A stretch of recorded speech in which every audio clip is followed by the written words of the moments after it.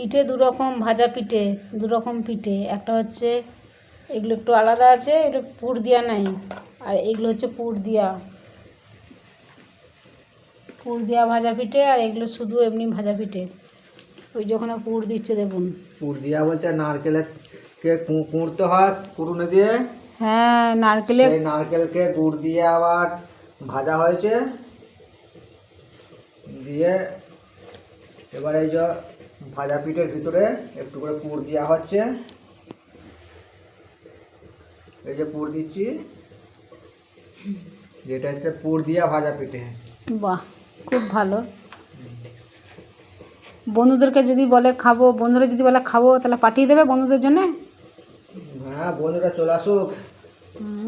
বন্ধুদের জন্য তো সবসময় দরজা খোলা আছে আমার। সব বন্ধুরা চলে চলে আসুন। আসুন বন্ধুরা, সবাই ভাজা পিঠে খেয়ে যাবেন, আপনাদের জন্য তৈরি করে খাওয়াবো।